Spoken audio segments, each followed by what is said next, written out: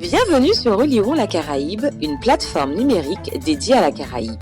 Histoire, géographie, sciences humaines et sociales sur et dans la Caraïbe. Chaque mois, un podcast pour raconter et expliquer. À écouter, à regarder et à lire.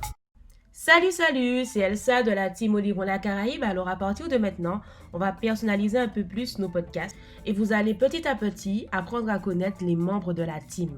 Pour ce podcast, j'ai eu l'honneur de converser avec Pascal Safache pour parler des enjeux de plus en plus inquiétants liés au changement climatique dans la Caraïbe. Je vous souhaite une bonne écoute. La fréquence et la puissance des phénomènes météorologiques, les glissements de terrain dévastateurs, la montée du niveau des eaux et l'érosion côtière, ou encore le phénomène de l'échouage des sargasses, mettent en évidence l'importance du changement climatique dans le monde, mais également dans la Grande Caraïbe. Pourtant, à l'ère des réseaux sociaux et des chaînes YouTube, pléthore de contenus ou de personnalités remettent en cause l'existence du dérèglement climatique. Qu'en est-il réellement dans la Caraïbe? Quel est l'apport de la géographie à l'étude de ce phénomène? Pour en parler, Relirons la Caraïbe reçoit Pascal Safache. Bonjour. Bonjour. Pascal Safache, vous êtes géographe, professeur des universités, directeur adjoint du Centre de recherche AIHPGE de géographie, développement, environnement. Vous avez soutenu votre thèse de géographie en 1998 sur le littoral martiniquais, milieu, dynamique et gestion des risques. Vous êtes titulaire d'une HDR en géographie aménagement soutenue en 2009 sur le thème de l'aménagement des espaces littoraux micro-insulaires caribéens.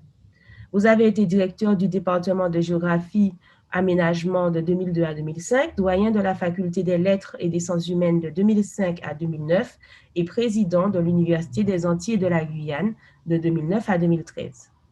Vous êtes également titulaire d'une douzaine de distinctions scientifiques, dont 2 distinctions internationales. Par exemple, vous êtes le lauréat du prix Ten Outstanding Young People 2008 dans la catégorie Leadership au service de l'environnement, décerné à New Delhi. Ce prix récompensait les 10 jeunes de 18 à 40 ans les plus brillants de la planète, dans des catégories différentes.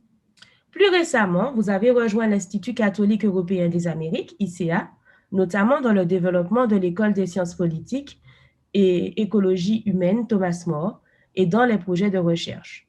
L'occasion nous est donnée aujourd'hui de faire le point avec vous sur les changements climatiques dans la Caraïbe. Alors, pour commencer, parlons de votre parcours. Comment êtes-vous devenu géographe? Écoutez, tout d'abord, je vous remercie donc de me faire participer à votre projet au niveau de la Caraïbe. Tout d'abord, comment je suis devenu géographe? Très honnêtement, par hasard. C'est un peu triste à dire, mais c'est ainsi. Moi, je me destinais vraiment, mais alors vraiment pas à la géographie. J'avais une passion quand j'étais jeune, c'était la médecine. Et j'étais vraiment persuadé que je serais médecin, voire même que je serais chirurgien orthopédique. C'était vraiment mon but, ma passion. Et puis l'histoire, malheureusement, on a décidé autrement parce qu'après avoir passé mon bac B, l'équivalent du bac ES actuellement, il me fallait refaire un bac scientifique pour préparer des études de médecine. Et il y avait une passerelle que j'avais d'ailleurs activée puisqu'on me permettait de repasser le bac D, l'équivalent du bac, si vous voulez, scientifique, mais option plutôt biologie, etc., sciences naturelles, biologie. Et je n'avais que les matières scientifiques à repasser. Puis, j'avoue que j'ai fait toutes les démarches pour faire cela. Et puis, au dernier moment, je me suis dit, bon, tous mes camarades vont à la fac, je vais encore faire une année de terminale. Et puis, bon, j'ai laissé tomber cette option et j'ai un peu regardé ce qui se présentait à moi.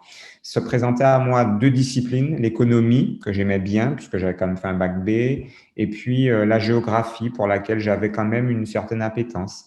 Et entre les deux, j'ai opté pour la géographie, mais vraiment la première année en me disant, je vais voir ce qu'on y fait, mais sans plus, quoi. Vraiment sans passion aucune. Et puis la première année, j'avoue que ça m'a bien plu. Et puis je me suis dit, je vais faire une deuxième année. Et puis après, je me suis dit une troisième année. Mais franchement, quand j'ai commencé mes études de géographie, il n'y avait aucun but particulier. C'est-à-dire que je ne me projetais nullement d'être prof de géographie ou de devenir ensuite, je ne sais pas, chargé de mission dans un quelconque bureau d'études. J'ai fait la première année, puis après je me suis dit, bon, allez, on continue. Hein. L'idée, c'est d'avoir un DUG, parce qu'à l'époque, c'était l'ancien système DUG, licence, maîtrise, DEA, doctorat. Donc, à l'issue du DUG, je me suis dit, pourquoi pas faire une licence, ma foi, j'y suis déjà. À l'issue de la licence, pareil. Et puis, bon, voilà, je suis arrivé ainsi jusqu'au doctorat. Mais je crois que les projets professionnels ne sont intervenus véritablement qu'après la maîtrise. Donc, après la quatrième année, parce qu'au tout début, bon, j'essayais de voir venir les choses comme elles se présentaient, mais sans plus. Compte tenu de votre parcours aujourd'hui, vous êtes quand même un géographe connu et reconnu en Martinique. Vous avez longuement travaillé sur la Caraïbe, comme on l'a déjà dit. Selon vous, à quoi sert la géographie aujourd'hui et peut-elle nous aider à comprendre le monde actuel? Mais écoutez, la géographie, à mon sens, elle est indispensable, pour ne pas dire qu'elle est même fondamentale. Fondamentale dans la mesure où, quand on regarde, quand on prend les autres disciplines, je vais prendre l'économie, je vais prendre le droit, etc., toutes ces disciplines sont intéressantes parce qu'elles permettent d'appréhender telle ou telle partie donc de la compréhension du monde, sauf qu'elles ne prennent pas en compte l'espace. Et l'homme, j'ai envie de dire, dénué de son espace, coupé de son espace, est totalement déraciné. Je prends toujours ces exemples avec mes étudiants quand je commence un enseignement. On va prendre le cas de la Martinique. Nous sommes sur un petit territoire qui fait 70 km de long, 30 km de large. Et si je dis à mes étudiants, par exemple, demain on ira en sortie à Sainte-Anne, ils vont me rétorquer systématiquement jusqu'à Sainte-Anne, parce que Sainte-Anne, ça paraît pour eux le bout du monde. Et quand je parle de Grand-Rivière, n'en parlons même pas. Sauf que Sainte-Anne, par rapport à Fort-de-France, nous sommes à moins de 40 km.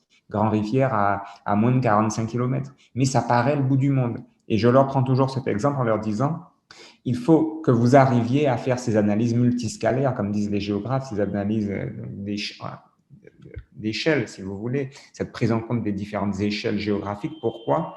Parce que, je prends cet exemple, je leur dis, tout le monde a entendu parler de la ville de Los Angeles, bon, dans un film ou autre, pour certains, y sont peut-être même allés, mais Los Angeles downtown, c'est-à-dire le centre-ville de Los Angeles, c'est 120 km. Voilà. C'est-à-dire que vous prenez la Martinique et vous la mettez dans le centre-ville de Los Angeles et il y a encore de l'espace.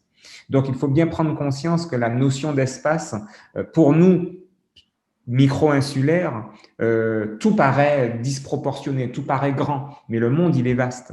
Et donc, c'est la raison pour laquelle il faut avoir ces notions d'échelle et ces notions, il faut être capable d'appréhender son espace pour déjà comprendre le monde dans lequel on vit et pour avoir ces notions de grandeur, de petitesse, etc.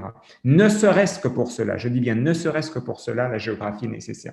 Mais la géographie, bien évidemment, elle est nécessaire pour bien d'autres raisons.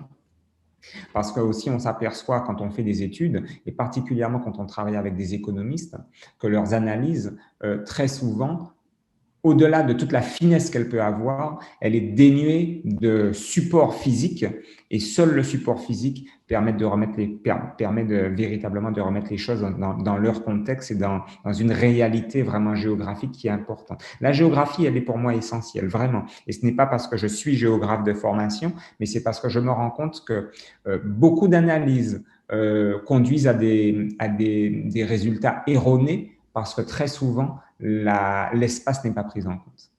Alors, vos travaux ont en premier lieu porté sur les littoraux martiniquais. Quelle est votre analyse concernant les enjeux actuels en Martinique, mais également dans la Caraïbe? Écoutez, moi, je suis très content d'avoir travaillé sur le littoral, alors que je dis bien au départ, même lorsque j'étais étudiant en géographie, je ne me destinais pas à travailler sur le littoral parce que j'ai fait ma maîtrise sur l'étude des rivières, j'ai fait mon DEA sur l'étude des embouchures des rivières, donc j'étais vraiment parti pour travailler sur les problématiques, on va dire, hydrographiques, hydrodynamiques, etc. Et puis, c'est un concours de circonstances et je dois dire que c'est Françoise Panier, le professeur Françoise Panier, il faut rendre à César ce qui est à César. C'est elle qui, alors que je me destinais à faire une thèse sur les rivières, qui m'a proposé ce sujet, alors qu'elle n'était pas mon directeur de thèse. Hein. C'était mon directeur de thèse a été Maurice Burac. Et c'est quand même lors d'une discussion avec Françoise Panier qu'elle m'a dit, mais il y a cette thématique qui est intéressante et ma foi, je me suis dit, ben, pourquoi pas? Et j'avoue que je suis très, très heureux d'avoir travaillé sur le littoral parce que je me rends compte que c'est une thématique qui est aujourd'hui centrale. Centrale, pourquoi? Parce que tout d'abord, nous sommes des territoires micro-insulaires, donc des territoires entourés d'eau. Et donc, il y a vraiment des problématiques de risques naturels qui sont très importantes quand on parle de houles cycloniques, quand on parle de tsunamis, etc. Il y a aussi de vraies problématiques d'aménagement des marges côtières, particulièrement dans la logique du changement climatique, puisqu'on s'aperçoit que, si je prends le cas de la Martinique, on a à peu près entre 20 et 30% de la population qui vit carrément sur la marge côtière et donc qui est directement vulnérable face aux risques que j'ai cités précédemment et à bien d'autres risques d'ailleurs, aux risques d'inondation aussi. Et on s'aperçoit qu'à l'échelle de la Caraïbe, en fait, les marges côtières sont tellement grignotées et tellement érodées qu'aujourd'hui, le littoral devient, si je faisais justement une petite analyse géographique, généralement, sur un territoire, ce qui est important, c'est la zone centrale. Or, on s'aperçoit aujourd'hui que les littoraux qui sont des marges deviennent des zones centrales et que les zones centrales deviennent des marges, en fait. C'est-à-dire que les littoraux ont pris le pas sur toutes les zones centrales qui sont censées être les zones les plus dynamiques, les plus urbanisées, etc. Et que les marges côtières sont devenues véritablement des zones centrales. C'est-à-dire qu'il y a une inversion du modèle de développement dans nos territoires. Et cette inversion du modèle de développement, elle est d'autant plus intéressante à étudier et surtout à prendre en compte que justement, à l'aune du changement climatique et à l'aube du changement climatique, il y a vraiment une pression sur ces marges côtières et que de toute façon, dans les années à venir, le littoral sera véritablement l'espace, à mon sens, le plus important à étudier quand on parle donc des espaces qu'il faut étudier. Bien sûr, les biogéographes me diront que la forêt est essentielle, hein, les différentes autres spécialités de la géographie me diront que leur discipline ou que leur axe de recherche est fondamental, mais très honnêtement, les marges côtières revêtent un caractère particulier, particulièrement en cette période. Et dans les années à venir, on parlera et on reparlera des marges côtières. Donc, la situation à l'échelle de la Caraïbe, je ne dirais pas qu'elle est dramatique, mais elle est très préoccupante parce que nous sommes des territoires, comme je l'ai dit, micro-insulaires, donc des territoires sur lesquels il y a une pression démographique très forte, des territoires sur lesquels aussi la fragilité des milieux, si elle est connue par les spécialistes, elle n'est pas forcément intégrée par la population dans sa totalité. Et donc, on continue à avoir des pratiques d'aménagement, des pratiques urbaines, des pratiques simplement quotidiennes qui sont bien souvent très dommageables pour le milieu. Et donc, nous avons des milieux qui sont d'une très grande fragilité, des marges côtières qui sont d'une très grande fragilité. Et n'oublions pas que ces marges côtières sont quand même des supports d'activité économique et que nos territoires fonctionnent quand même grâce à cette économie qui est une économie balnéaire pour beaucoup en tout cas.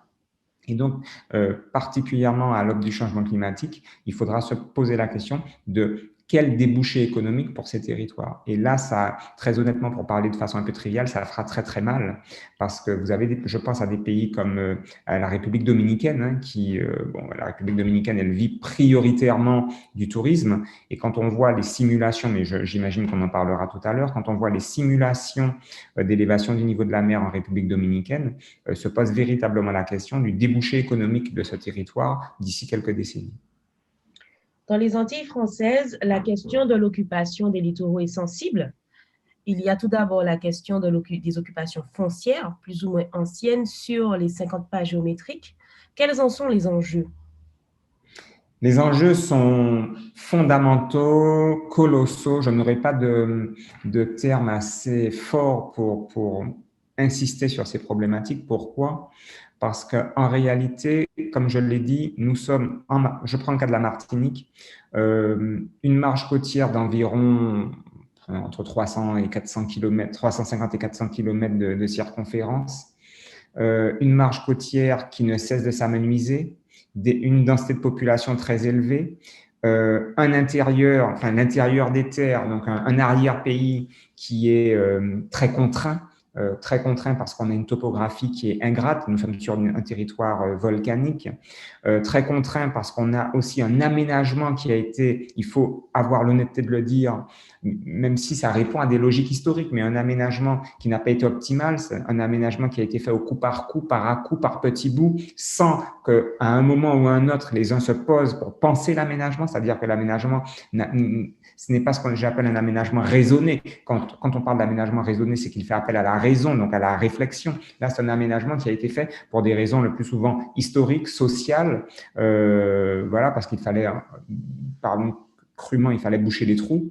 Mais voilà. Donc, on a un aménagement qui n'est pas optimal. Et donc, aujourd'hui, on a un littoral sur lequel on a des populations qui revendiquent des droits parce qu'elles ont en effet une antériorité sur ces marges côtières, sauf que le plus souvent, elles n'ont pas de titre de propriété, elles n'ont pas les documents, si vous voulez, idoines pour rester sur ces marges côtières. Et l'État, bien entendu, entend faire respecter le droit, d'où la nécessité, donc c'est ce qui explique la mise en place de l'agence des 50 pas géométriques, puisque cette agence a pour mission de régulariser, lorsque c'est possible, les occupants en les aidant, en les accompagnant justement dans leur démarche. Et je trouve que bon, le rôle de cette agence, il est vraiment fondamental et excellent, mais en même temps, vous avez quand même des personnes qui n'arrivent pas à rentrer dans le cadre, dans le moule, et qui se sentent lésées.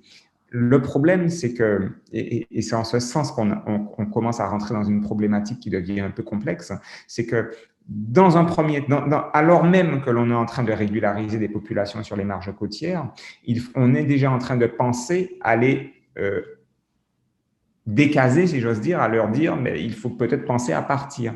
Et c'est là tout le paradoxe de la situation, c'est-à-dire qu'on est en train de fixer des populations sur les marges côtières parce que c'est normal, parce que socialement ça a du sens, parce que humainement ça a du sens, mais en même temps, quand on se projette dans les 30, 40, 50 prochaines années, il faudra aussi faire le travail inverse, c'est-à-dire essayer de conscientiser suffisamment le plus grand nombre pour leur faire comprendre qu'il faut quitter les marges côtières, car ce sont des marges qui vont devenir sensibles. Alors, si vous voulez, là, il y a une sorte de grand écart qu'il faudra faire, et très honnêtement, ça va être très compliqué pour certains politiques de faire comprendre cela à la population, parce que bon, vous ne pouvez pas dire à des personnes « je vous régularise » et dans le même temps, quelques années après, leur dire « je vous demande de quitter les lieux ». Donc, il faudra assumer, si vous voulez, cette posture. Moi, en tout cas, dans les conférences que je donne, j'essaye autant que faire se peut de sensibiliser les uns et les autres à cette problématique qui est vraiment prégnante, hein, puisque il faut véritablement que les populations comprennent que les marges côtières vont devenir de plus en plus vulnérables, donc ce sont des aspects qui seront de plus en plus sensibles, et qu'il faudra que les populations quittent tôt ou tard, alors sinon massivement, mais d'abord petit à petit, et ensuite sûrement beaucoup plus massivement. Étant entendu que quitter la marge côtière est une chose, reloger les populations en est une autre. Parce qu'aujourd'hui, bien mal est celui qui pourra dire où nous pourrons reloger les 80 000 personnes qui vivent en Martinique directement sur les marges côtières et pour lesquelles, pour l'instant, on n'a aucune solution. Et c'est ce qui me fait dire d'ailleurs, là, j'élargis le cadre de ma réponse à la Caraïbe. C'est ce qui me fait dire d'ailleurs, sans être un prophète de l'Apocalypse, que ce que vit actuellement, ce que vivent les populations méditerranéennes aujourd'hui, avec toutes ces migrations qu'il y a, bon, mais là c'est pour des raisons géopolitiques, c'est parce qu'il y a la guerre, etc. Mais ce que vivent les populations méditerranéennes, nous le vivrons d'ici une cinquantaine, une soixantaine d'années, enfin plutôt une soixantaine d'années, je pense, parce que nous aurons des populations qui seront obligées de migrer, les territoires s'amenuisant de plus en plus et les marges côtières étant de plus en plus grignotées. Ces populations seront de toute façon naturellement obligées de migrer car leur territoire ne pourra pas leur permettre de vivre tout simplement. Et donc, nous aurons des migrations. Alors, ce sera lié au changement climatique, ce sera lié à des questions économiques, mais il y aura d'importantes migrations dans la Caraïbe.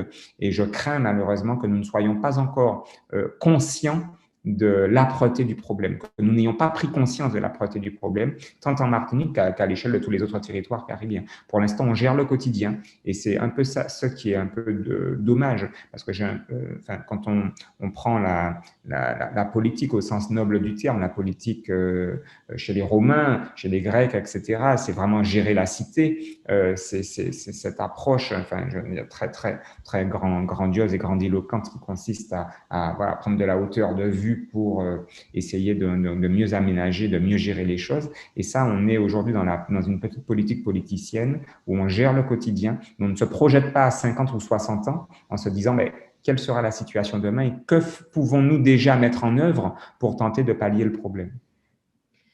À côté de cette question des occupations littorales et anciennes, s'observent des processus de reterritorialisation avec des projets d'aménagement, parfois de grande envergure, ou des appropriations foncières avec l'installation de clôtures, par exemple. On a tous en mémoire des manifestations de contestation assez récentes. Quel est votre regard de géographe sur cela? Écoutez, mon regard de géographe, comme vous dites, il est le suivant. Moi, je m'en tiens juste au droit. Dans le droit français, il n'existe pas, en tout cas, outre-mer, dans les départements d'outre-mer, il n'existe pas de plage privée. Donc, le littoral n'est pas privé. Le littoral, dans son acception la plus commune, c'est un espace qui est inaliénable, imprescriptible. Donc, de toute façon, les personnes qui établissent des clôtures en indiquant que c'est leur propriété privée sont dans l'illégalité la plus totale. Maintenant, il faut néanmoins tempérer mon propos de la façon suivante. Il est arrivé qu'en raison justement de la montée du niveau des eaux, puisque je rappelle quand même que dans nos régions, le niveau de la mer croît chaque année de 3 mm, plus 3 mm. Alors ça paraît ridicule comme ça, 3 petits millimètres, mais quand vous avez des côtes basses, une élévation du niveau de la mer de 3 mm, ça entraîne ce qu'on appelle une intrusion marine, donc une avancée de la mer sur la terre. Et donc, ça veut dire que la mer occupe de plus en plus les terres et donc les personnes qui ont des terrains à bordure côtière voient leur terrain s'amenuiser de plus en plus. Donc, il est arrivé aussi, il faut être honnête, que certaines propriétés dont les clôtures étaient jusqu'alors loin de la zone de déferlement se retrouvent très proches de la zone de déferlement et donc que la clôture désormais empêche, si vous voulez, la libre circulation le long de la marge côtière. C'est-à-dire que ce n'est pas une volonté du propriétaire d'empêcher la circulation, mais c'est que année après année et érosion après érosion, le terrain qui faisait la clôture qui se situait à 80 mètres de la marge côtière, de la zone de déferlement se retrouve à 15 mètres de la zone de déferlement. Et donc, certains qui ne prennent pas suffisamment de recul et donc se disent mais oui, voilà, la clôture a été mise sur la zone sur le domaine public maritime et donc c'est totalement inadmissible. Sauf que si il y a eu, et ça on le sait, quelques indélicatesses à ce niveau, ce n'est pas systématique, c'est-à-dire que ce ne sont pas toutes les clôtures qui résultent d'une politique indélicate à ce niveau. Certains, c'est simplement l'érosion côtière qui aujourd'hui fait que les clôtures se retrouvent sur l'espace, le petit cordon sableux ou rocheux qui permet à la population de déambuler, de se déplacer, et donc qui empêche la libre circulation des biens et des personnes. Donc, mon regard, si vous voulez, c'est un regard qui doit être...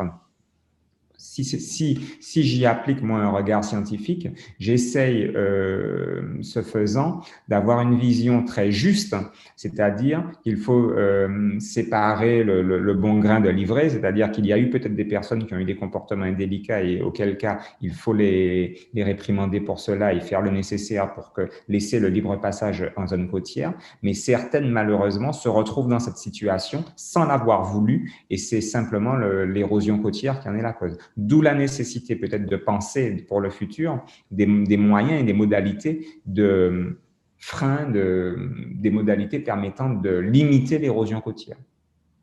Alors, très récemment, la Martinique a été marquée par des phénomènes d'inondation et de glissement de terrain.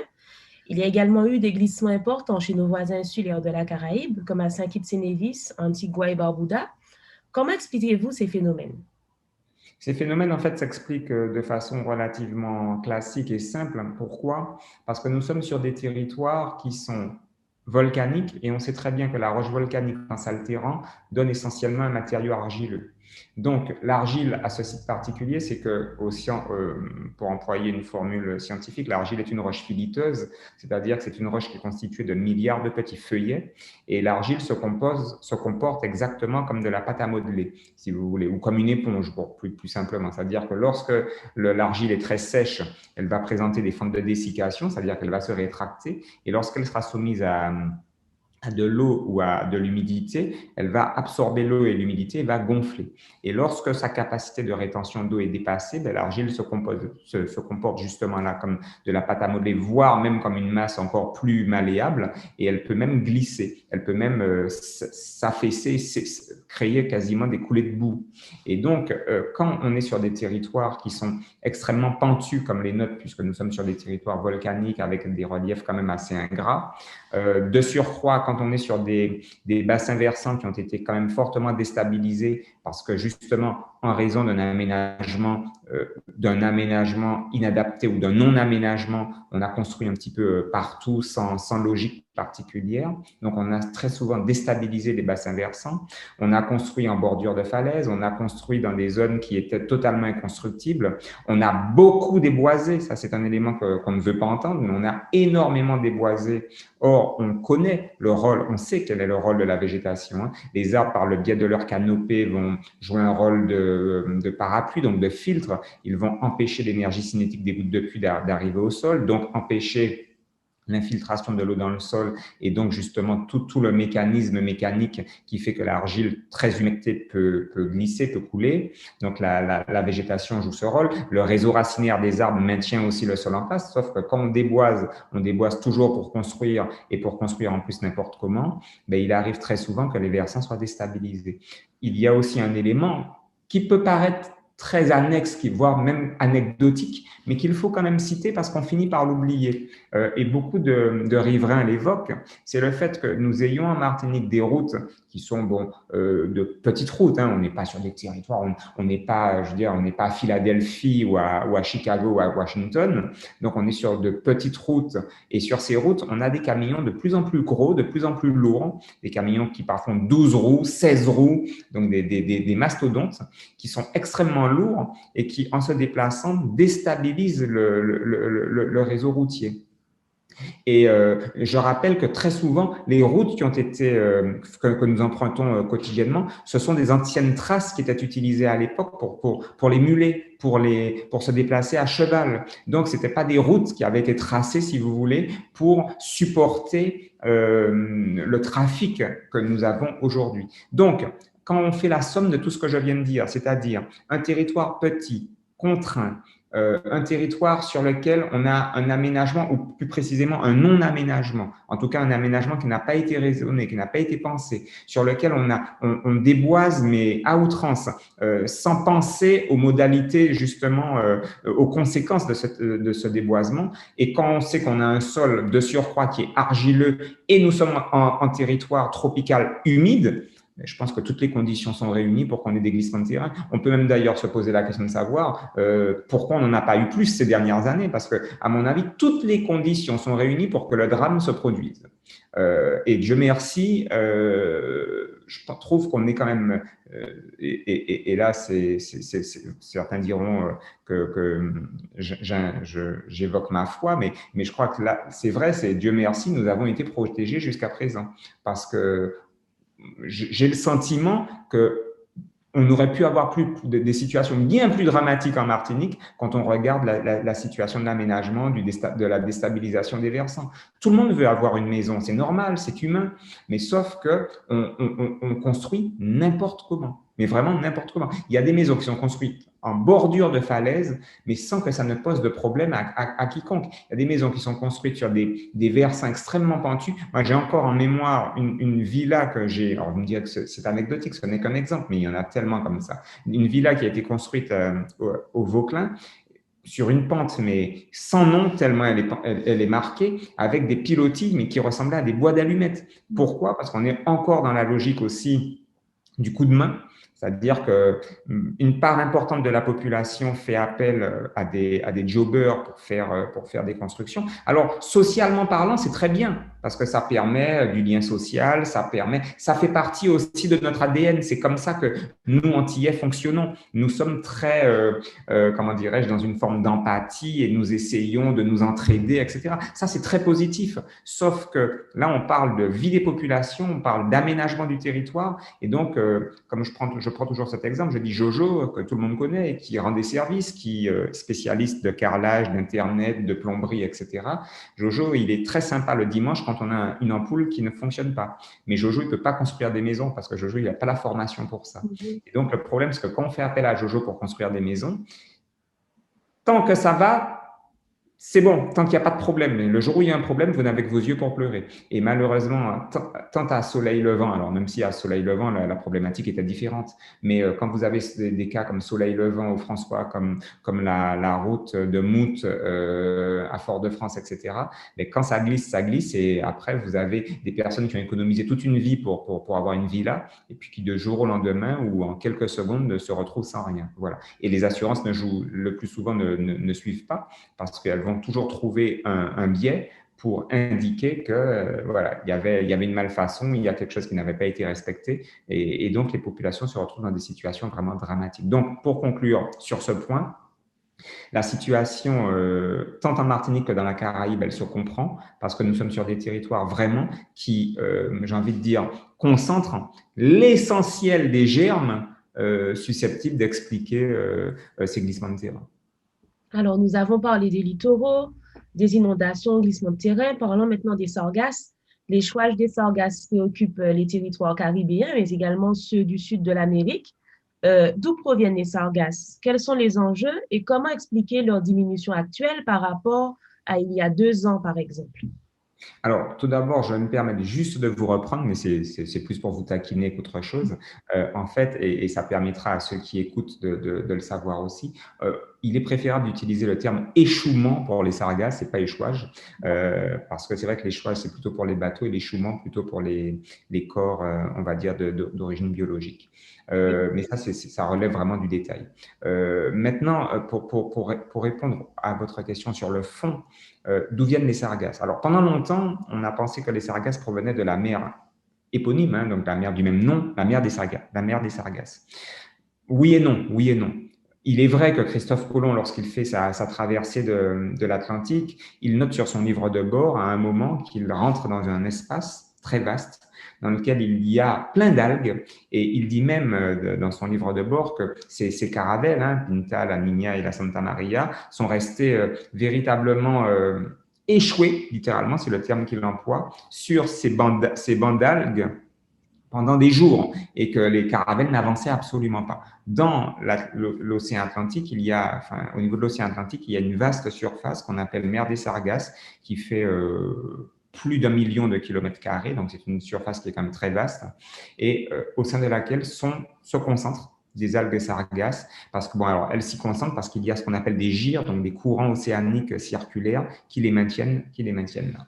Et pendant longtemps, on a pensé que suite à des anomalies courantologiques, ces gyres pouvaient laisser partir des sargasses qui s'échouaient donc sur les côtes antillaises.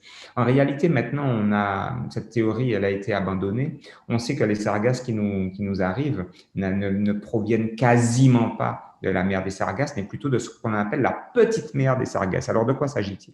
Au large du Brésil, et particulièrement au large du fleuve Amazone, on a observé, grâce à des images satellitales, qu'il y avait des bancs d'algues, donc des bancs de sargasses, dont un banc qui fait plus de 900 km de long sur à peu près 200 km de large. Je rappelle que la Martinique fait 70 km de long. Hein. Alors, ce banc, pourquoi se localise-t-il là? Parce que en Amazonie et particulièrement au Brésil, on a depuis des décennies, on déboise énormément et c'est pas prêt de s'arrêter parce que la politique du président Bolsonaro est vraiment proactive en la matière. L'idée est de déboiser l'Amazonie. Pourquoi? Tout simplement parce que le Brésil a décidé d'être le premier producteur mondial d'éthanol, et donc on déboise pour planter de la canne à sucre, entre autres. Mais on déboise aussi pour planter du soja, pour faire du palmier à l'huile, etc. On plante du jatropha, etc. Bref. Donc, pour des cultures commerciales, on déboise. Et pour que ces cultures aient des rendements encore plus importants, on épand sur ces vastes surfaces des produits phytosanitaires. Sauf qu'on est en zone équatoriale, donc avec des précipitations abondantes. Quand il pleut, tous ces produits phytosanitaires sont lessivés.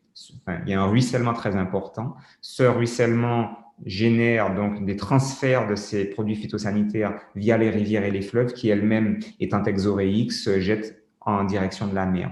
Et donc, en mer, vous avez ce qu'on appelle des blooms algaux, c'est-à-dire des arrivées tellement importantes de produits phytosanitaires, donc comment dirais-je, de phosphate, de potassium, etc., donc de sels minéraux, que les algues sont hyper nourries, si j'ose dire, elles sont dopées par ces arrivées massives de sels minéraux, et donc ça crée ces blooms algaux, c'est-à-dire ce développement excessif d'algues. Donc, ces algues sargasses, voilà, prolifèrent là. Et il arrive qu'à la faveur de courants, là, vous avez le courant des Guyanes donc, qui longe le Brésil et qui remonte vers les Antilles. Et donc, lorsque le courant des Guyanes est, en fonction de ses orientations, il est parfois un peu plus puissant, etc., il détache quelques radeaux de sargasses qui finissent par migrer jusqu'aux Antilles et s'échouer sur les côtes antillaises. La vraie problématique, alors ça ne poserait pas plus de problèmes si les sargasses, en arrivant sur les côtes, ne pourrissaient pas et ne libéraient pas ces gaz, entre autres l'H2S, l'hydrogène sulfuré. Alors, tout le monde se focalise sur l'H2S parce que c'est un gaz en effet neurotoxique et puis bon, c'est vrai que ça ne sent pas bon. Mais je rappelle quand même que les sargasses en s'altérant libèrent au total près d'une 50aine de gaz, dont une dizaine sont extrêmement nocifs. Il n'y a pas que l'H2S, il y a aussi du chlore, il y a plein d'autres gaz donc nocifs. Et puis surtout, ce qu'il faut savoir, et ça c'est un élément qu'on connaît peu, c'est que les sargasses ont ce site particulier, c'est que quand elles sont en pleine mer, elles vont fixer des métaux lourds, particulièrement du mercure, mais aussi plein d'autres métaux lourds, c'est pas la peine de les citer.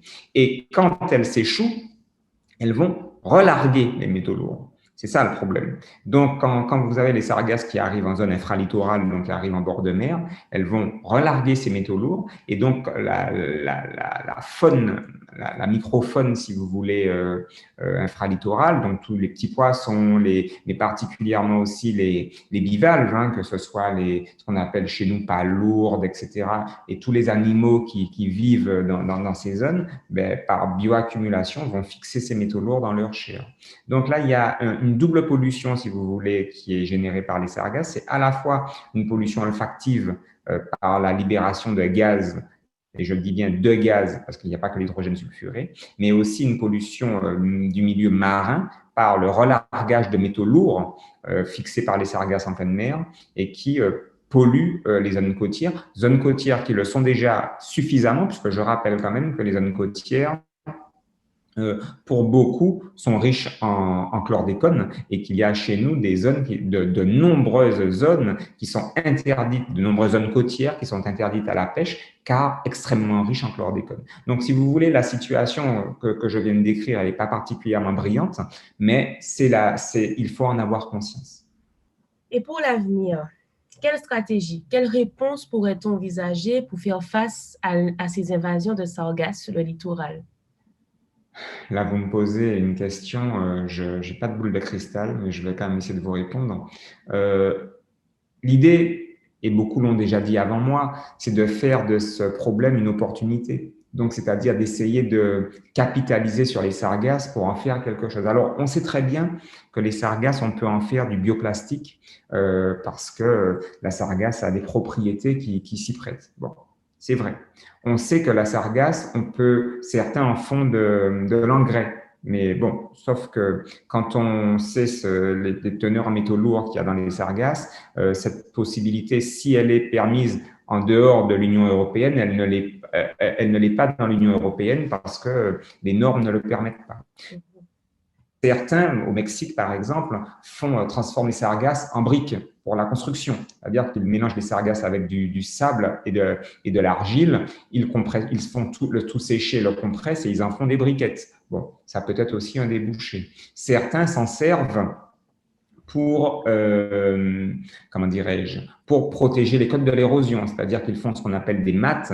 Les mattes, c'est un processus naturel, c'est-à-dire que quand les algues se mélangent au sable, ça crée des sortes de zones indurées en zone côtière et qui justement limitent l'érosion naturellement. Et donc certains se disent, mais pourquoi ne pas lutter contre l'érosion côtière en recréant artificiellement des mattes, c'est-à-dire qu'on va prendre les algues sargasses, on va les mélanger au sable et on va essayer de les faire un peu sécher, donc voilà, de façon à créer des sortes d'escaliers, des indurations, si vous voulez, sur les marges côtières. Donc, il y a plein de possibilités, étant entendu que l'une des possibilités que je n'ai pas évoquées, et qui est pourtant peut-être celle vers laquelle il faudrait véritablement aller, en dehors des matériaux comme le bioplastique, ce serait de faire du biogaz avec les sargasses. Sauf que, comme les sargasses sont riches en métaux lourds, dans tous les méthaniseurs que l'on a utilisés, les méthaniseurs ont été très vite abîmés parce que les métaux lourds se déposent sur les parois des méthaniseurs et ça les altère. Il faut faire de ces sargasses une opportunité, sauf que pour l'instant, il faut des moyens colossaux pour le faire. Et le problème, c'est qu'il y a un jeu un peu de chat et de la souris entre l'État et les collectivités, puisque lorsque les sargasses sont en pleine mer, c'est l'État qui doit agir, et lorsque les sargasses arrivent à terre, ce sont les collectivités qui prennent le relais. Sauf que les collectivités disent à l'État, gérez votre problème en pleine mer, et l'État dit aux collectivités, quand elles arrivent à terre, ce n'est plus notre problème. Donc, si vous voulez, chacun se renvoie la balle, et je comprends, il faut être logique, la gestion des sargasses nécessite des moyens financiers colossaux. Si, par exemple, il fallait récupérer les sargasses en pleine mer avant qu'elles ne s'échouent sur les côtes, ce qui serait d'ailleurs de bonne politique pour éviter que la population ne soit incommodée, il faudrait donc des navires, usines de très grande capacité qui sillonneraient, j'ai envie de dire, nos eaux en permanence et ça coûterait des fortunes. De surcroît, que faire de ces algues? Parce que moi, je connais des industriels allemands, entre autres, pour ne pas les citer, qui disent « mais nous, on est prêts à vous acheter vos sargasses ». Sauf que pour ce faire, nous demandons trois choses. Un, que vous nous les livriez lavés, c'est-à-dire dépourvus de sel, donc la première contrainte.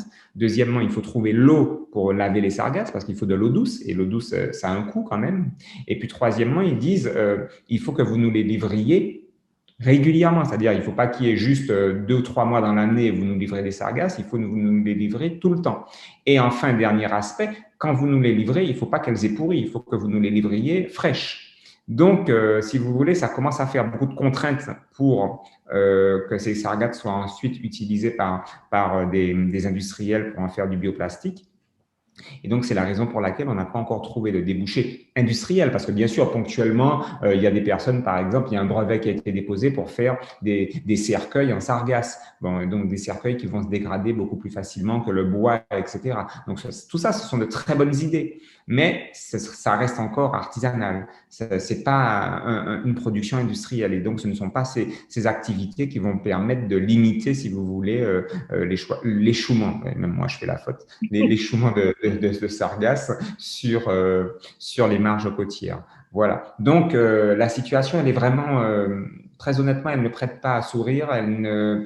L'avenir n'est pas particulièrement brillant de ce point de vue. Et je crains que si nous avons prochainement, alors peut-être pas cette année, mais l'année prochaine, parce que bon, cette année, on est en phase de Niña, donc bon, il y a peut-être des chances qu'on ait moins de sargasses, mais l'année prochaine, je crains que nous ne connaissions des épisodes d'échouement de sargasses encore très importants, sans que nous n'ayons de solution idoine pour y faire face. Alors, chers auditeurs, nous allons venir nuancer un peu plus le tableau que nous sommes en train de dessiner ce matin dans ce podcast, puisqu'on aborde maintenant la question de la montée des eaux. Est-ce que la montée des eaux est aujourd'hui une réalité dans les Antilles françaises et dans la Caraïbe? Vous en avez déjà un peu parlé tout à l'heure. Et quels en sont les enjeux pour nos sociétés? Alors, est-ce que c'est une réalité dans la Caraïbe et en Martinique? Oui. Oui, pourquoi? Parce que comme je le disais précédemment, dans notre région, le niveau de la mer s'élève en moyenne chaque année de plus 3 millimètres. Et on sait, et là ce sont les simulations du GIEC, le groupe international sur l'évolution du climat, qui dit que d'ici grossièrement, alors moi je dis qu'on est à 3 millimètres, mais en fait le GIEC dit qu'on est à 3,5 millimètres pour être précis. Ce sont les derniers chiffres de 2019. Et on sait que d'ici une vingtaine d'années, on passera à plus 4,5 mm. C'est-à-dire que non seulement le niveau de la mer s'élève, mais il n'est pas prêt de s'arrêter de s'élever. Le processus va se poursuivre, va même s'amplifier. Donc ça, c'est un élément qu'il faut avoir en mémoire. Alors, généralement, quand on dit à monsieur ou madame tout le monde qu'on a une élévation du niveau de la mer qui est de niveau de nature millimétrique, ça fait sourire. On se dit, ouais, 1 mm, 2 mm, 3 mm. Bon, quel intérêt pour la Martinique et quel est l'intérêt de nous faire, enfin, on nous fait perdre du temps avec ce type d'information. Sauf que quand vous avez une côte à falaise, c'est-à-dire une côte qui est subverticale et que le niveau de la mer passe d'un point X et qu'il croît de 3 mm, c'est sûr qu'il n'y a aucune incidence pour la population. Mais quand vous avez une côte qui est subhorizontale et que le niveau de la mer s'élève de quelques millimètres, ben ça veut dire que la mer va pénétrer à l'intérieur des terres sur quelques mètres et chaque année, quelques mètres supplémentaires. Ça veut dire que l'eau déferle un peu plus haut sur la marge côtière, c'est-à-dire sur l'estran, mobilise un peu plus de sable et c'est ainsi que l'érosion s'installe doucement. Donc, le problème qu'il faut bien intégrer aujourd'hui, il est le suivant. On a, comment dirais-je, on a le niveau de la mer qui s'élève. 2, on est sur des territoires micro-insulaires. Donc, des territoires qui n'ont pour la plupart pas d'arrière-pays ou très peu d'arrière-pays. Donc, des territoires sur lesquels il n'est quasiment pas possible de déplacer les populations ou de les relocaliser, ou alors de façon vraiment marginale. 3, les populations n'ont pas encore véritablement pris conscience de l'âpreté du problème. Les politiques non plus. C'est-à-dire que certains en sont parfaitement conscients, mais ils n'ont pas pris conscience que c'est maintenant qu'il faut agir. C'est-à-dire que, si vous voulez, vous savez, il y a une expression, c'est pas très scientifique ce que je vais dire, mais c'est une expression que j'aime, enfin, c'est une image que j'aime beaucoup et que je vais me permettre de vous faire partager. Dans le film La haine qui est sorti il y a plus d'une vingtaine d'années, à la fin, vous avez quelqu'un qui saute d'un toit et qui, avant de s'écraser au sol, répète en boucle « Jusqu'ici, tout va bien. Jusqu'ici, tout va bien. » En effet, il ne s'est pas encore écrasé, donc tout va bien. Mais je crois que nous sommes exactement dans la même situation, c'est-à-dire que jusqu'ici, tout va bien, parce que le drame n'est pas encore arrivé. Mais il ne faut pas attendre que le drame se produise pour trouver la solution. La solution, elle s'anticipe. Et c'est ça la politique. La politique, c'est gérer la cité, la gérer en amont si possible. Et donc, il ne faut pas attendre que nous soyons obligés de migrer et de devenir des réfugiés climatiques pour tenter de trouver des solutions. Et donc, il faut anticiper le problème. Et comment l'anticipation passe dans un premier temps par ne plus construire ou limiter en tout cas les constructions en zone côtière. On s'aperçoit aujourd'hui, quand on prend les schémas de développement qui nous sont proposés, que ce soit par les collectivités, les communautés d'agglomération ou par la CTM, qu'il y a encore beaucoup de constructions en zone côtière. Or, les marges côtières devraient être laissées libres en raison du changement climatique et en raison de ces problématiques d'intrusion marine. J'ai fait un certain nombre de simulations avec des collègues, et entre autres avec un de mes collègues, Johan Pellis. On a fait des simulations d'élévation du niveau de la mer, et ces simulations indiquent très clairement que d'ici la fin de ce siècle, la Martinique perdra à minima 5% de sa superficie. Et ce qui nous a conforté dans notre idée, c'est que l'université de Princeton aux États-Unis a travaillé sur la Martinique, aussi bizarre que cela puisse paraître, et ils ont simulé eux aussi l'élévation du niveau de la mer à l'échelle de la Martinique. Et nous disons que l'élévation du niveau de la mer devrait être comprise entre une trentaine de centimètres et une cinquantaine de centimètres, une soixantaine au maximum d'ici la fin de ce siècle. Princeton, ils sont beaucoup plus pessimistes. Ils disent que ce sera entre 60 et 90 centimètres d'élévation. Mais ce qui est quand même très rassurant, c'est que la cartographie qu'ils ont sortie est exactement la même que la nôtre. Franchement, On peut quasiment les superposer tellement elles sont similaires. La seule chose, c'est qu'eux estiment que l'intrusion marine sera beaucoup plus profonde et donc les communes côtières seront plus impactées que nous ne l'indiquons. Donc nous estimons qu'il y aura à peu près 5% de la superficie de la Martinique ennoyée. Pour Princeton, on serait plutôt sur du 7 à 8% d'ennoiement d'ici la fin de ce siècle. Alors, vous me direz, ce ne sont que 5 à 7%. Mais sur un territoire qui fait 70 km de long, 30 km de large, sur lequel vous avez une densité de population de 350 habitants par kilomètre carré et où vous avez à peu près 376 000 habitants, avec très peu d'arrière-pays ou un arrière-pays qui n'est pas utilisable parce qu'il est pentu, parce qu'il est soumis au glissement de terrain, aux inondations, au séisme et au volcanisme, que faire ? Que faire ? Là, il y a une vraie problématique. La rhétorique, elle est claire. C'est que faire ? Parce qu'il n'y a pas de solution miracle. Donc, c'est soit nous avons l'intelligence de nous poser et d'essayer de trouver des solutions collectivement, soit nous continuons à regarder les trains passer et nous deviendrons tout simplement des réfugiés climatiques. Là, il faut vraiment être très clair. Moi, là, je préfère poser les données du problème à plat et les énoncer clairement. Au moins, votre podcast aura le mérite de servir de référence. Et il aura bien été indiqué que qu'en janvier 2021, Pascal Safache avait eu au moins l'honnêteté de dire les choses clairement. Nous sommes aujourd'hui à la croisée des chemins. Soit nous sommes suffisamment conscients de la situation et donc nous essayons collectivement, sans parti pris, sans exclure quiconque, nous essayons de réfléchir en tant que peuple, si j'ose dire, parce que bon, c'est un mot très à la mode, il faut faire peuple, alors faisons peuple, et essayons de réfléchir collectivement, sans a priori, sans exclure personne, sans parti politique, essayons de réfléchir à que faire pour permettre à ce pays de conserver encore tous ses habitants et éviter que les marges côtières ne deviennent des lieux de grande vulnérabilité, pour ne pas dire des lieux de drame, ou alors continuons à faire ce que nous faisons actuellement, c'est-à-dire à faire comme des autruches, on se met la tête dans le sable et on attend que ça arrive. Et je prédis, et là sans être un grand voyant, je prédis que les drames se multiplieront sur les marges côtières. Les phénomènes dont nous venons de parler sont planétaires. Il semble que ce soit les territoires insulaires qui sont en première ligne. Quels seraient les moyens d'action de ces territoires pour que les grandes puissances accélèrent les politiques réellement durables? Sommes-nous condamnés par leur inertie, surtout quand ce sont des climato-sceptiques sans scrupules comme Jair Bolsonaro qui gouvernent? C'est une question qui est essentielle, mais elle est extrêmement complexe. Enfin, la réponse est complexe. Tout d'abord, vous savez, j'ai participé 3 fois à la COP. J'ai participé à la COP 21 à Paris en 2015. J'ai participé à la COP 23 en Allemagne, à Bonn, et j'ai participé à la COP 24 en Pologne. Ne me demandez pas le nom de la ville parce que je serais incapable de prononcer ce nom, Katowice. Ça doit se prononcer comme ça. Et dans les 3 fois, j'ai quand même été… Bon, c'était un exercice qui était très intéressant puisqu'on me demandait à chaque fois d'intervenir comme conférencier. Mais les trois fois, j'ai été extrêmement perturbé et déçu par le fait que ces grandes manifestations internationales drainent beaucoup de monde. Il y a une ambiance qui est extrêmement festive. C'est très agréable parce qu'on croise vraiment des personnes qui viennent du monde entier. Mais concrètement, on se rend compte que c'est sûrement pas lors de ces manifestations que les problématiques vont avancer et se résoudre. Parce que les petits territoires sont là, j'ai presque envie de dire, pour servir de caution, mais leur voix de toute façon porte très peu.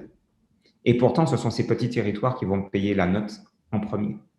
Je rappelle qu'il faut bien prendre conscience que les territoires micro-insulaires sont de véritables laboratoires d'études. C'est-à-dire que ce qui se passe chez nous en 2 ans se passe sur les territoires continentaux en 20 ou 30 ans. Donc, chez nous, tout est surexprimé, tout est magnifié. Et donc, nos territoires devraient servir véritablement de modèle. Sauf que nous sommes puisque nous sommes petits et que nous n'avons que très peu de poids, et nous avons très peu de poids aussi parce que nous ne sommes pas solidaires. À l'échelle de la Caraïbe, bon, la Caraïbe commence quand même à faire entendre sa voix, puisque bon, avec toutes les instances internationales que sont le CARICOM, enfin bon, toutes ces instances, hein, ou tous les regroupements tels que l'OSCE, etc. La Caraïbe commence à faire entendre sa voix, parce que bon, ce sont quand même une vingtaine d'États, nations, ce sont quand même au total enfin là ça fait plusieurs centaines de millions d'habitants, etc. Donc on commence à avoir du poids. Je crois de mémoire, hein, je ne suis pas spécialiste de ces questions, mais bon, la Caraïbe au sens insulaire du terme, hein, c'est-à-dire les territoires insulaires, ça doit être 0,5% de la population mondiale, mais la Caraïbe dans son acception la plus large, c'est-à-dire avec la bordure continentale, c'est grossièrement 4% de la population mondiale. Alors, ça commence à avoir du sens. Sauf que comme nous ne sommes pas toujours solidaires, surtout, mais malheureusement, nous n'arrivons pas à faire contrepoids face à de grandes puissances que sont les États-Unis, et même des puissances qui sont moins importantes que les États-Unis, mais nous n'arrivons toujours pas à faire contrepoids. Bien. Donc, l'idée, quelle est-elle? L'idée, ce serait on aime ce mot, faire peuple, mais c'est faire peuple au sens le plus large du terme, c'est-à-dire faire peuple caribéen, c'est-à-dire faire cause commune au moins faire cause commune contre le réchauffement climatique, et ne pas être les dindons de la farce, c'est-à-dire ceux qui vont payer une facture pour un restaurant auquel nous n'avons pas été invités, si vous voulez. C'est un petit peu ça l'idée. Parce que je crains malheureusement que nous ne payions durablement et très fortement la facture, alors que malheureusement nous avons très peu pollué en fait. Bon, maintenant, que faire? La première chose, c'est informer et former les populations. Je pense que l'information, c'est déjà… Quelqu'un me disait récemment que l'information, c'est le pouvoir, ce qui n'est pas totalement faux. Donc déjà, savoir ce qui va se passer, c'est important. Deuxièmement, former nos populations, parce que vous avez encore plein de jeunes pour qui le changement climatique, oui, ils ont entendu parler à la télé, mais bon, sans plus. Et il faut véritablement que les uns et les autres, et particulièrement la jeune génération, soient conscientes de l'âpreté du problème et soit consciente que c'est elle qui va régler ce problème. C'est pas moi. Moi, je fais partie déjà quasiment du passé. Ce sont ceux qui sont aujourd'hui en CM1, en CM2 qui vont véritablement vivre cette situation et qui devront trouver des solutions. Et puis, à mon sens, il faut de plus en plus que l'on raisonne à l'échelle caribéenne, c'est-à-dire qu'on ait des relations scientifiques suivies. Alors, c'est sûr qu'ici ou là, nous avons tous des contacts avec des universitaires de UWI, de l'Université des West Indies, ou des universitaires de Floride ou autres. Ou voilà, c'est sûr, ponctuellement. Mais il faudrait qu'il y ait vraiment des relations institutionnalisées avec ces universitaires, ce qui est pas toujours le cas. Bon, il y a quand même des instances comme l'AUF, hein, l'Agence universitaire de la francophonie, qui quand même permet de faire le lien. Moi, j'avoue que travaillant avec l'AUF, je suis souvent en contact avec des chercheurs de la Jamaïque, de République dominicaine, etc., qui tous partagent, qui ont cet amour pour le français, et donc on arrive à travailler ensemble. Mais ce n'est pas suffisant, si vous voulez. Il faut véritablement que sur cette problématique du changement climatique, on fasse cause commune. J'ai participé, pour tout vous dire, au mois de décembre, à un séminaire qui était organisé par une association, enfin pas une association, une ONG haïtienne, donc qui regroupait franchement un nombre important de participants caribéens, donc ça allait de Barbade jusqu'à Cuba, etc. Et c'est très intéressant de voir que nous partageons vraiment exactement les mêmes problématiques, à des échelles différentes, mais nous partageons exactement tout ce que je disais, mais les autres le vivaient aussi. Et on se rend compte que nous sommes séparés juste par de petits bras de mer, des canaux, et on vit exactement les mêmes réalités. Donc, on devrait vraiment faire cause commune, mais parce que l'histoire nous a divisés, parce que la langue aussi est un frein, nous n'arrivons pas encore à être totalement solidaires. Et il faudrait véritablement que nous arrivions au-delà des postures d'être membre de l'OSCE ou de ceci ou de cela, ce qui est très bien, mais ce n'est pas ce qui permettra, si vous voulez. Il faut véritablement que nous arrivions à comprendre que nous sommes des Caribéens. Enfin, être Caribéen ne veut pas dire ne pas être français. Moi je suis totalement fier d'être français, mais je suis français caribéen. Je suis un Français et je suis caribéen. Je suis un Antillais convaincu, mais de nationalité française. Et il n'y a pas d'opposition, si vous voulez. Je le dis parce que certains sont en train d'essayer d'opposer les choses. Quand on est caribéen, on ne peut pas être ceci, on ne peut pas être cela. cela. Non, on peut être parfaitement français et être un Caribéen convaincu et un Caribéen, en plus, fier d'être Caribéen de surcroît. Il n'y a pas d'opposition entre les deux.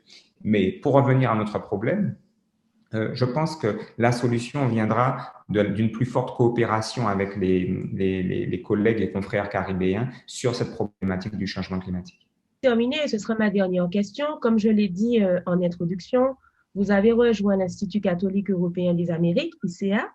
On a l'habitude de parler d'écologie. On entend de plus en plus parler d'écologie, d'ailleurs, notamment dans les médias. Mais qu'est-ce que l'écologie humaine? Et quelle est la place de la Caraïbe dans cette conception?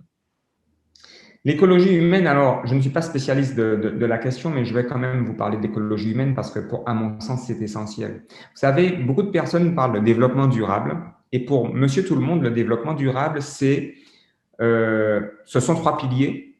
L'économie qui doit être plus vertueuse, l'environnement qui doit être mieux protégé et les aspects sociaux et sociétaux qui doivent être pris en compte. Ça, on peut considérer que le développement durable, c'est ça. En tout cas, pour certains, c'est ça. Pour moi, le développement durable, c'est pas ça. Pour moi, le développement durable, c'est replacer l'homme au cœur du système. C'est-à-dire que sur cette terre, il n'y a de vraie valeur que d'homme. C'est-à-dire, c'est l'homme qui est essentiel. C'est pas l'économie qui est essentielle.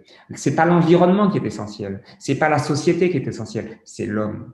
Et c'est, pour moi, le développement durable et donc l'écologie humaine, c'est redonner à l'homme sa vraie valeur, sa vraie essence et lui donner les conditions d'un développement durable. C'est-à-dire que l'économie soit enfin au service de l'homme et non plus que l'économie soit au service de l'économie, c'est-à-dire il ne s'agit pas de produire pour produire, mais il s'agit de produire pour nourrir les hommes.